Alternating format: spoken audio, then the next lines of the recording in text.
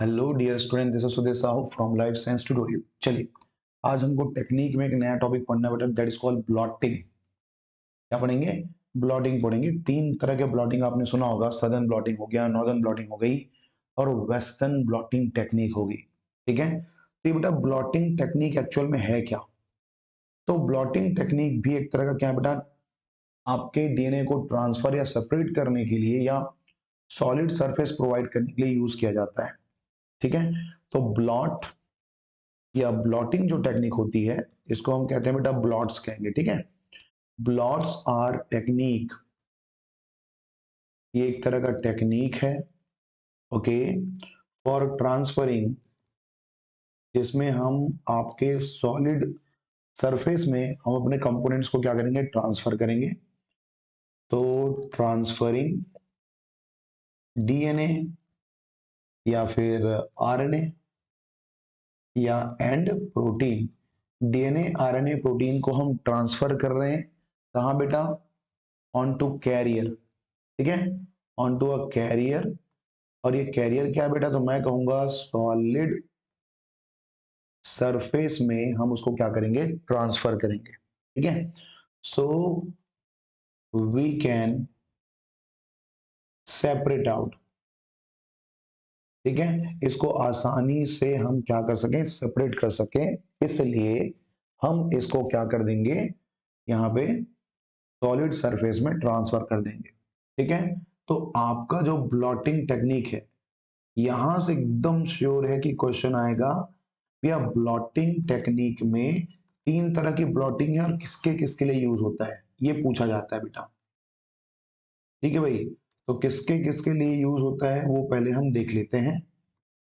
तीन blotting technique है बेटा। सबसे पहला जो फेमस है वो है सदर्न ब्लॉटिंग।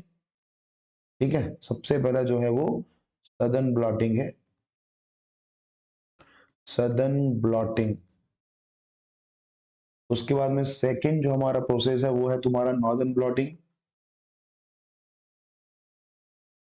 नॉर्दर्न ब्लॉट कहेंगे। और थर्ड जो हमारा टेक्निक है, सदर्न ब्लॉटिंग, नॉर्दर्न ब्लॉटिंग, और एक हो जाएगा वेस्टर्न ब्लॉटिंग।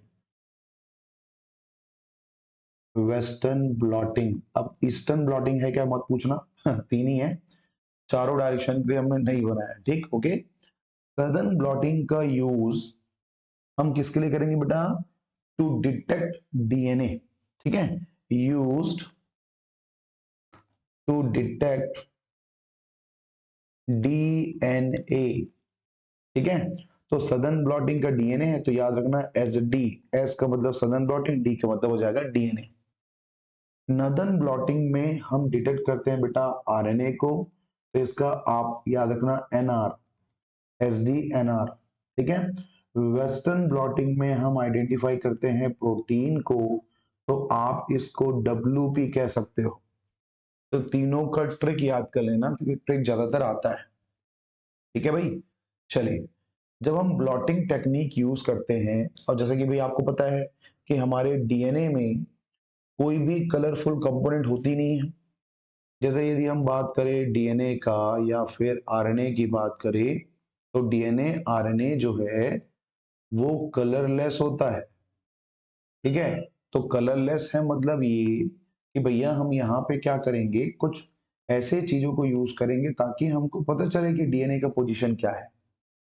जब डीएनए और आरएनए कलरलेस है तो तुम देख के कैसे बताओगे वो कहाँ पे है, एक सॉलिड सरफेस में। जैसे कि हम बार बार जो सॉलिड सरफेस हम बोलते हैं, ठीक है बेटा, यहाँ पे जो हमने कहा ना सॉलिड सरफेस, ये कैरियर, तो इसमें जैसे नाइलॉन, ठीक है, नाइलॉन या फिर कॉटन क्लॉथ यूज करते हैं, और भी बहुत सारे अलग अलग स्पेसिफिक टाइप के सरफेस हम प्रोवाइड करते हैं। ठीक है, तो भाई डीएनए और आरएनए जो होता है वो कलरलेस होता है बेटा। तो यहाँ पे हम यूज करते हैं थाइमिडीन रेसिड्यू। ठीक है, थाइमीन या थाइमिडीन रेसिड्यू यूज करते हैं, मीन, मीम हो गया, थाइमीन रेसिड्यू यूज करेंगे। ठीक है, ताकि उसका एक एग्जैक्ट लोकेशन हमको पता चल सके। और थाइमीन या थाइमिडीन रेसिड्यू जो है वो ज्यादातर क्या होगा, तो याद रखना रेडियो लेबल्ड होगा बेटा, रेडियो लेवल मतलब उसको हम प्रोब के थ्रू क्या कर देंगे, रेडियो लेवल कर देंगे। ठीक है, ओके। जब हम इलेक्ट्रोफोरेसिस करते हैं, ठीक है, जब हम इलेक्ट्रोफोरेसिस करते हैं बेटा, तो इलेक्ट्रोफोरेसिस में भी हमको यदि देखना है कि वो कहाँ पे है, तो उसके लिए भी हम क्या करते हैं, यहाँ पे देखो, वहां भी तो हमें डीएनए के बैंड्स दिखेंगे नहीं ना। तो इलेक्ट्रोफोरेसिस जब हम करेंगे तो यहाँ भी हम कुछ इंटरकिलेटिंग एजेंट यूज करते हैं, इंटरकिलेटिंग एजेंट्स यूज करते हैं बेटा, like ethidium bromide. Ethidium bromide ये कार्सिनोजेनिक होता है बेटा। और नाम यदि आप बोलेंगे एक्रिडिन ऑरेंज, ठीक है, एक्रिडिन ऑरेंज हम यहाँ पे यूज करते हैं, जो क्या करता है आपके डबल स्ट्रैंडेड डीएनए में जाके फंस जाता है। ये आपका डबल स्ट्रैंडेड डीएनए है, जहां पे जीसी होगा बेटा वहां पे जाके क्या हो जाएगा, स्टैक हो जाता है इनके बीच में। और ये जब स्टैक हो जाएगा तो ये प्रोड्यूस करता है कलर, प्रोड्यूस करेगा क्या, कलर, जिसके बेस पे हमको मिलते हैं बैंड्स। मतलब ये क्या हो गया, विजुअलाइज हो गया। ठीक है, आसानी से हम इसको विजुअलाइज कर सकते हैं बाय दिस थायमिन रेसिड या रेडियोलेबल मॉलिक्यूल ऐड करके, या फिर इंटरकलेटिंग यूज कर सकते हैं लाइक इथिडियम ब्रोमाइड और acridine orange to gives particular colour. ठीक है, तो वैरायटीज ऑफ आपके प्रोसेस ये हो सकती है जिसमें अपन इसको यूज करेंगे। एक टेक्निक होती है बेटा जिसको हम कहते हैं कैपिलरी जेल इलेक्ट्रोफोरेसिस। ठीक है, क्या कहते हैं उसको, कैपिलरी जेल इलेक्ट्रोफोरेसिस के नाम से अपन जानते हैं इसको। इसको आप क्या कर देना, दो अपन ऐसा छोटा छोटा बीकर बना देते हैं। ठीक है, बीकर जैसा दिखेगा कब, जब इसको हम हटाएंगे तो ये हमारा बन गया बीकर। ठीक है भाई, बीकर में डाल दो बेटा जो भी पर्टिकुलर सॉल्यूशन है वो ऐसा अपन पुट कर देते हैं, और इसको कॉपी कर लेते हैं, दो बना लेते हैं। ठीक है, ये हो गया बेटा दो। ओके, अब हमको क्या करना है, कर्व बनाना है ना। तो कर्व कैसे बनेगा, कर्व बनाने के लिए अपने को यूज करना पड़ेगा, कुछ इस तरह से कर्व बनाते हैं। ठीक है, ये बन जाएगा बेटा क्या, कैपिलरी, ऐसा, ये कैपिलरी है ऐसा। ठीक है, तो इसको हम क्या कह रहे हैं, कैपिलरी जेल इलेक्ट्रोफोरेसिस कह रहे हैं। इसमें जैसे मोस्ट अप्रोप्रिएट और एडवांस मेथड होता है इलेक्ट्रोफोरेसिस का, जिसमें कॉम्बिनेशन दो चीजों की होती है बेटा, क्रोमेटोग्राफी एंड इलेक्ट्रोफोरेसिस। यहाँ पे कॉम्बिनेशन है, ठीक है, कॉम्बिनेशन ऑफ टू थिंग्स। क्या क्या भाई, कॉम्बिनेशन ऑफ टू थिंग्स। एक है बेटा क्रोमेटो, ठीक है, क्रोमेटोग्राफी एंड इलेक्ट्रोफोरेसिस। ठीक है, तो सेपरेशन के लिए क्या करेंगे, यहाँ पे जैसे इसमें कोटिंग है बेटा प्लस चार्ज की, यहाँ पे क्या है, कोटिंग है प्लस चार्ज की। ये ऐसा पूरा कैपिलरी में प्लस चार्ज की कोटिंग होती है। अब आपको पता है कि जब मॉलिक्यूल जिसको हम सेपरेट करना चाहते हैं वो जब यहाँ से मूव करेगा तो अपने अपोजिट चार्ज को अट्रैक्ट करेगा, और जो सेम चार्ज है उसको रिपल करेगा। तो यहाँ से एक तरह से क्रोमेटोग्राफी वाला सेपरेशन भी हो गया, और इलेक्ट्रोफोरेसिस में हम चार्ज के बेस पे उसको मूव कर रहे हैं, वो भी प्रोसेस हो गई। ठीक है, बस इसमें यह है कि हमको इलेक्ट्रिक फ्लो भी देना पड़ेगा। तो इलेक्ट्रिक फ्लो या करंट जो है वो कुछ इस तरह से कनेक्टेड रहती है, ऐसा। ठीक है, प्लस और माइनस चार्ज यहाँ पे ऐसा कनेक्टेड होगा, कुछ ऐसा बेटा। ठीक है, ये कनेक्टेड है, यहाँ पे भी सेम ऐसा ही होगा, ये भी यहाँ से एक सॉल्यूशन यहाँ से कनेक्टेड होगा। ये इलेक्ट्रोड या हमारा जो इलेक्ट्रिक फील्ड जो होता है वो कुछ इसी तरह से इनमें कनेक्टेड होगा। ठीक है, ये ऐसा। ठीक है, तो इस तरह का जंक्शन आपका बनता है बेटा किसमें, कैपिलरी जेल इलेक्ट्रोफोरेसिस में। ठीक है, तो ये तुम सदन ब्लॉटिंग के नाम अच्छे से याद कर लेना, क्योंकि वो काम आएगा आपके। ठीक है भाई, चलिए बेटा अब हमको स्टार्ट करना है यहाँ पे एक टॉपिक जिसका नाम है बेटा माइक्रोस्कोपी। क्या नाम है इसका? माइक्रोस्कोपी। तो माइक्रोस्कोपी, आपको पता है यार माइक्रोस्कोप क्या होता है? कोई छोटे पार्टिकल जिसको हम नेकेड आई से नहीं देख सकते हैं, उसको हम देखने के लिए वैरायटी ऑफ माइक्रोस्कोप का यूज करते हैं। ठीक है, एक अच्छे माइक्रोस्कोप में क्या क्या होना चाहिए? अ गुड माइक्रोस्कोप, ठीक है, दो चीजें आपको याद करना है। देखो माइक्रोस्कोप अच्छा कब होगा? जब छोटे पार्टिकल को बहुत बड़ी साइज में मेंशन करा दे। तो दो लाइन याद रखना। एक बेटा, इसके पास हाई मैग्निफिकेशन पावर होगा। ठीक है, हाई मैग्निफिकेशन पावर होगी, एक बात। दूसरा बेटा, जैसे बहुत दूर में दो डॉट है, उसको आप अपने आंखों से देख रहे हो, जब तक वो दो डॉट अलग अलग दिख रहे हैं मतलब आप उसको डिस्क्रिमिनेट कर पा रहे हो, और जैसे ही वो दोनों ब्लर होने लग जाए और एक डॉट दिखे, तो उसको हम क्या कहेंगे? That is the limit of resolution. तो किसी भी माइक्रोस्कोप जो अच्छा होता है उसमें लो लिमिट होना चाहिए। लॉ हो गया, लो लिमिट ऑफ रिजोल्यूशन होना चाहिए, इसको भी मैक्सिमम मत कर देना। ठीक है, हाई मैग्निफिकेशन पावर और लो लिमिट ऑफ रिजोल्यूशन आपको मिलना चाहिए। ठीक है, कोई भी मान लो यहाँ पे छोटा सा ये हमारा ऑब्जेक्ट है। ठीक है भाई, इस ऑब्जेक्ट को मैं मैग्नीफाई करके इतना बड़ा दिखाना चाह रहा हूं मान लो, तो यहाँ पे एक तरह से मैग्नीफिकेशन कुछ इस तरह से बनेगा बेटा कि आपने छोटे से पार्टिकल को इतना मैग्नीफाई किया है। ठीक है, तो कुछ ऐसा आपको विजुअलाइज होगा। मतलब ये कि ये आपने मैग्नीफाई करने के बाद जो ऑब्जेक्ट की साइज है वो कुछ इस तरह से दिख रही है, दैट इज कॉल्ड क्या? ये y। और जो आपका पर्टिकुलर ऑब्जेक्ट था वो क्या था? x था। तो मैग्निफिकेशन जो पावर हो जाएगी आपकी, ठीक है, मैग्निफिकेशन पावर होगी बेटा y अपॉन x। ठीक है, आपने कितना गुना उसको मैग्नीफाई किया है। तो एक अच्छे माइक्रोस्कोप का मैग्निफिकेशन पावर बहुत अच्छा होता है।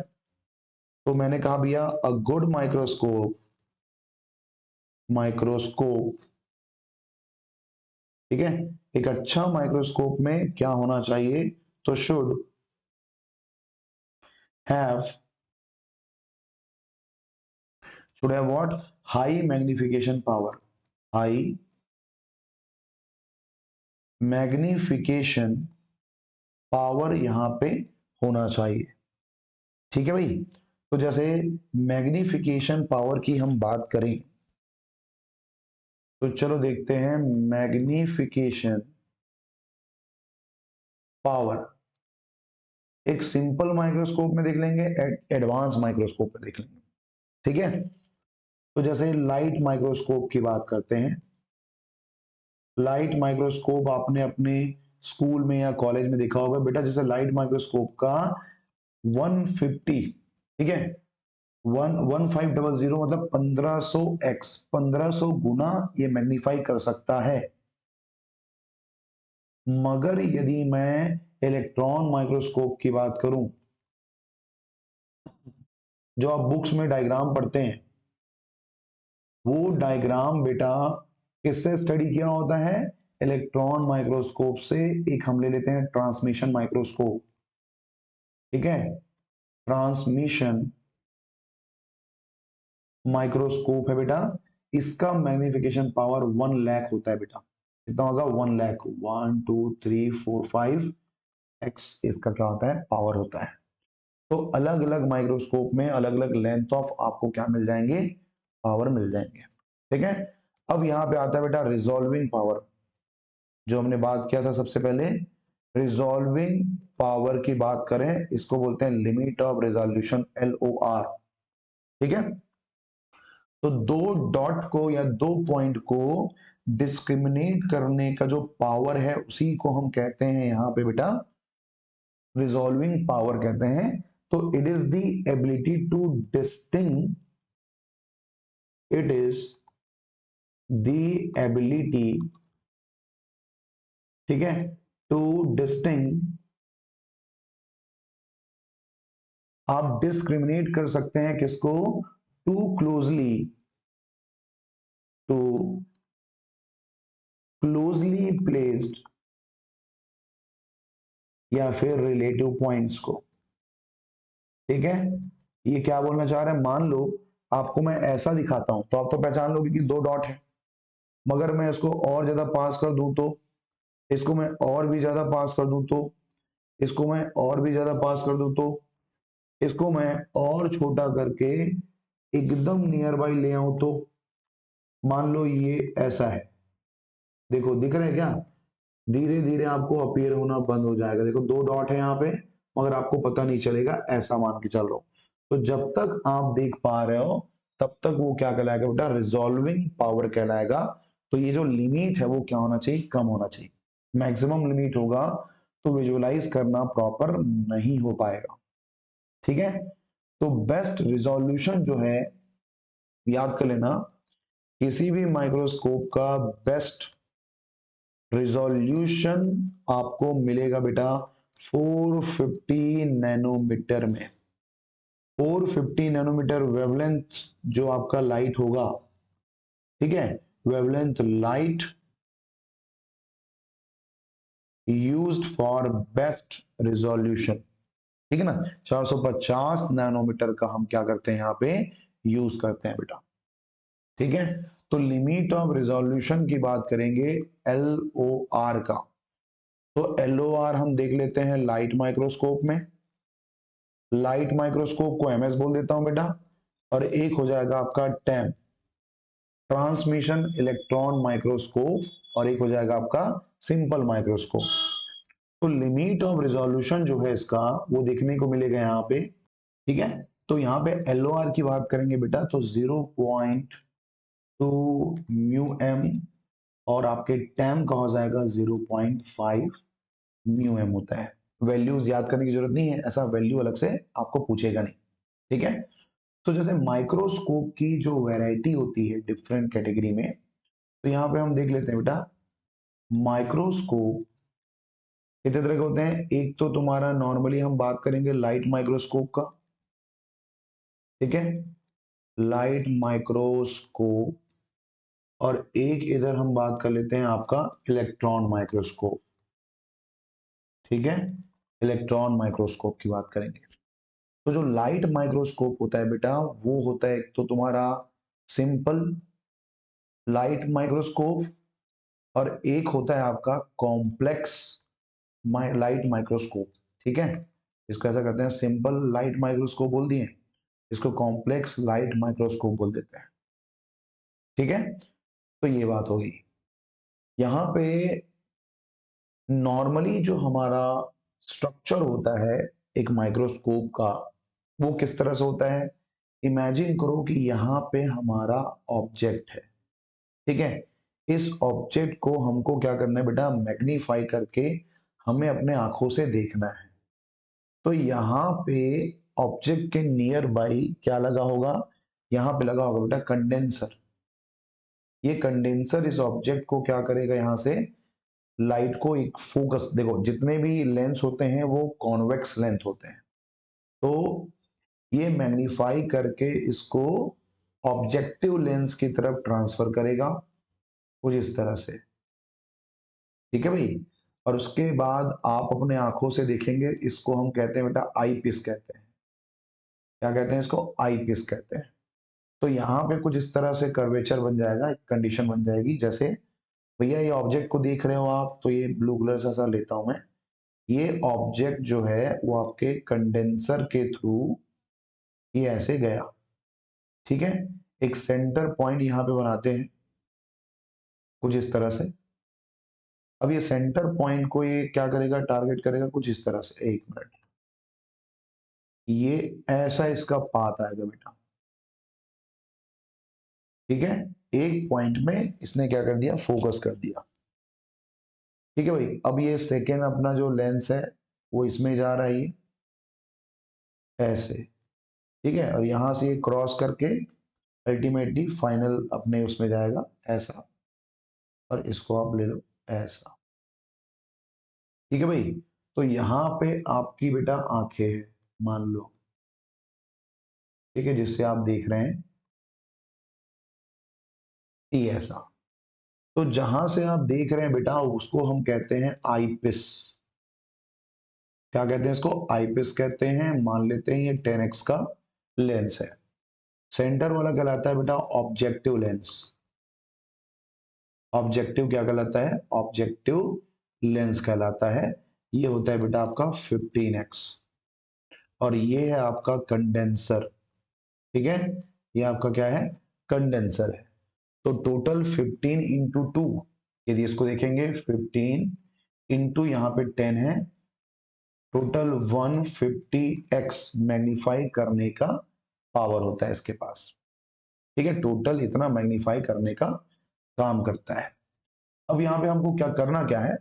जो बेसिक बेसिक फंक्शन है वो याद करना है। जैसे कि सबसे पहले हम याद कर लेते हैं फ्लोरोसेंट्स का। ठीक है, फ्लोरोसेंट माइक्रोस्कोप। तो बेटा फ्लोरोसेंट माइक्रोस्कोप का यूज हम करते हैं जब यहाँ पे डाई यूज होगा, स्पेसिमेन डाई विथ फ्लोरोसेंट। ठीक है, स्पेसिमेन को हम डाई के फॉर्म में यूज करेंगे, specimen dies with fluorescent.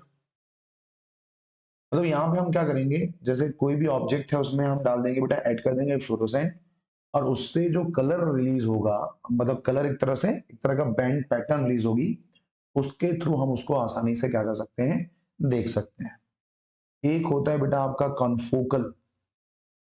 Confocal microscope की बात करेंगे तो इसका जो फोकस पार्ट होता है वो क्लियर होता है, और जो अदर पार्ट होती है, ठीक है, जैसे हम बात करें फोकस पार्ट, एकदम क्लियर ऑब्जेक्ट होगा, दिखेगा आपको। जो इसके अदर पार्ट्स होंगे वो कैसा हो जाएगा, जैसे कैमरे में ब्लर होता है ना, तो वैसा वो ब्लर होता है। इस तरह से इसको अपन सेट करके रखते हैं। ठीक है, लाइट माइक्रोस्कोप, टेम के बारे में आपने तो पढ़ा है बेटा। ट्रांसमिशन इलेक्ट्रॉन माइक्रोस्कोप में इसका जो मैग्निफिकेशन पावर है वो कितना होता है? 1 लाख होता है बेटा। और लिमिट ऑफ रिजोल्यूशन LOR, ठीक है, LOR होता है बेटा 0.5। तो दो यहाँ पे आपका क्या है, अलग अलग कंडीशन है। ठीक है, ये हो गया।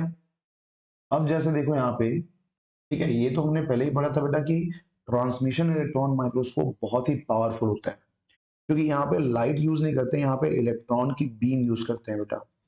इलेक्ट्रॉन बीम को यूज करते हैं, यूज्ड इंस्टीड ऑफ लाइट। ठीक है, और जो हाई वैक्यूम प्रेशर में वैक्यूम के थ्रू जाता है, विच ट्रेवल थ्रू व्हाट वैक्यूम्स। तो इसका जो एक प्रिसाइजनेस जो होती है बेटा, डिटेलिंग जो होती है बहुत अच्छी होती है। तो यहां से आपको देखने को मिल जाएगा। ठीक है बेटा। तो इलेक्ट्रॉन माइक्रोस्कोप की सिर्फ एक ही वैरायटी टैम नहीं है, इसमें आपको बहुत सारी वैरायटी मिल जाएगी। जैसे कि एक होता है बेटा सैम, SEM। एस का मतलब हो जाएगा स्कैनिंग। ठीक है, स्कैनिंग इलेक्ट्रॉन माइक्रोस्कोप। और ये स्कैनिंग इलेक्ट्रॉन माइक्रोस्कोप जो है, इसका भी सेम वैल्यू ऑफ रेंज हो जाएगी आपका।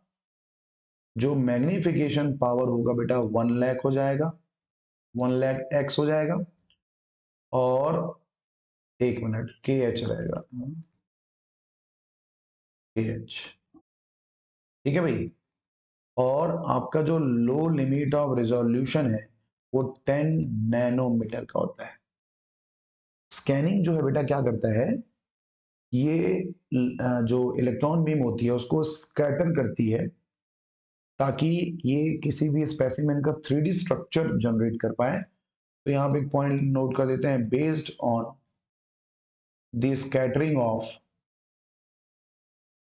Based on what, scattering of electron beam.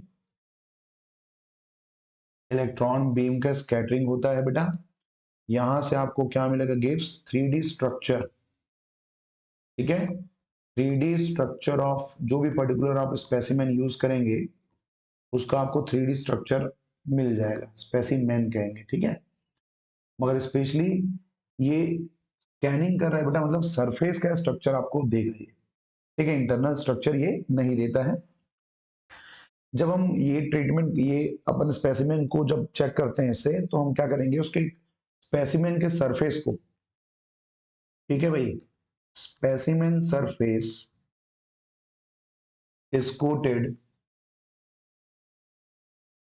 इसको हम कोटिंग कर देंगे बेटा, coated with high molecular weight gold या फिर पोलोनियम से,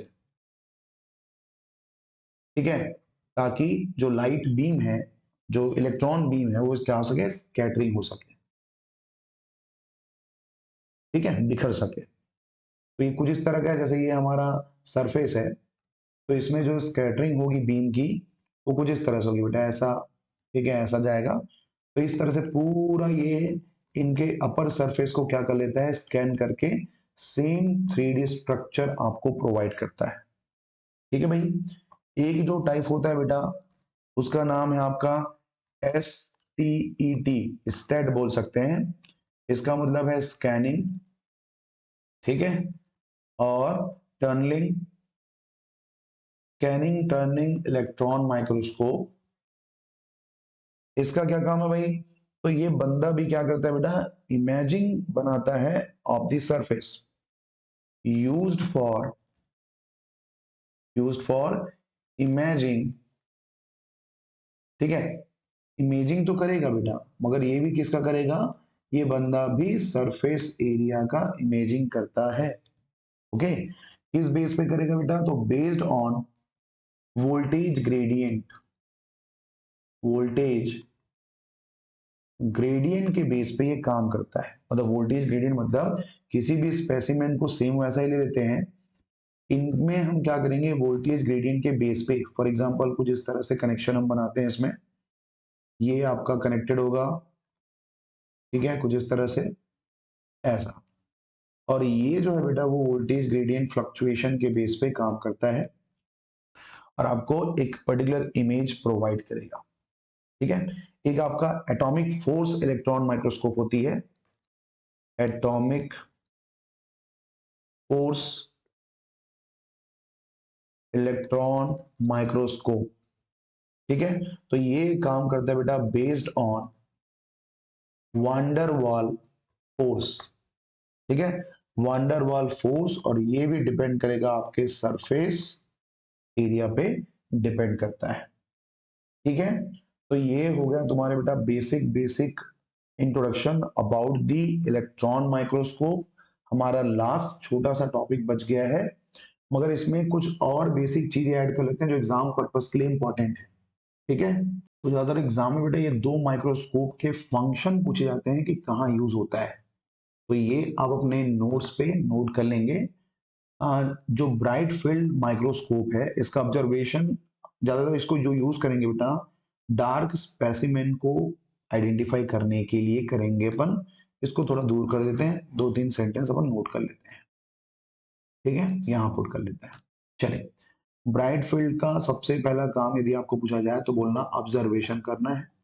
इसका किसको हम देखेंगे, तो ऑब्जर्वेशन ऑफ डार्क स्पेसिमेन, ठीक है, डार्क स्पेसिमेन जो पहले से ही बहुत डार्क है उसको ब्राइट फील्ड से देखा जाएगा।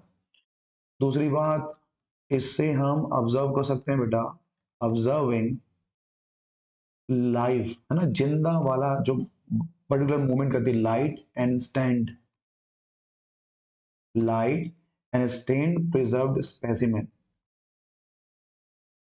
प्रिजर्व्ड स्पेसिमेन का यूज हम करते हैं किसमें, आपके ब्राइट फील्ड माइक्रोस्कोपी में। और जो डार्क फील्ड होता है बेटा जस्ट इसके क्या होगा, अपोजिट होगा। मगर जो डार्क फील्ड है बेटा जस्ट अपोजिट काम करेगा, कैसे, यहाँ पे कोई भी स्टैनिंग की यूज हम नहीं कर सकते हैं। मतलब यदि मुझे देखना है, ठीक है, to view the structure, to view the structure by the use of dark field microscope, ठीक है, तो आप इसमें क्या करेंगे, एक ब्लैक कंट्रास्ट में आसानी से विदाउट स्टेनिंग विदाउट डाई आप स्पेसिमेन को देख सकते हैं। तो यहाँ पे एक लाइन में नोट कर देता हूँ, to view the structure of many types, ठीक है, many types of biological specimen, biological specimen, ठीक है, इन ग्रेटर, इसका जो मेन पर्पस है वो यहां लिख रहा हूं, कलर चेंज कर दे रहा हूं, ये याद रखना, ठीक है बेटा। इसमें क्या होना चाहिए बोलते हैं, आपका greater contrast, greater contrast without the need of stain, stain का यूज बिना किए आप आसानी से उन सैंपल को डिटरमाइन कर सकते हैं। इसमें क्या होगा, जो आपका बैकग्राउंड है, ठीक है, बैकग्राउंड एकदम प्रॉपर ब्लैक कलर में दिखेगा आपको, ये बैकग्राउंड जो है वो ब्लैक कलर में शो होगा लाइक दिस, और इसके ऊपर में जो स्पेसिमेन होंगे, ठीक है, इसके ऊपर में जो स्पेसिमेन होंगे बेटा, उसका जो स्ट्रक्चर है जैसे कुछ इस तरह से आपको दिखेगा कि ये सेल जो है कहाँ कहाँ पे पर्टिकुलर यहाँ पे लोकेटेड है, ऐसा। तो प्रॉपरली एक हाई कंट्रास्ट बैकग्राउंड में आप आसानी से उसको क्या कर पाओगे बेटा, देख पाओगे। तो ये दोनों जो है ब्राइट फील्ड और डार्क फील्ड माइक्रोस्कोप के थोड़े बहुत एप्लीकेशन बेस्ड क्वेश्चन आते हैं, तो वो आपको कवर करना है, ठीक है। हमारा लास्ट टॉपिक बच गया बेटा फिश एंड गिश, जिसको मैं आपको नेक्स्ट वीडियो लेक्चर में आपको प्रोवाइड करूंगा, ठीक है। तो इस वीडियो लेक्चर में बस इतना ही, ठीक है, टेक केयर।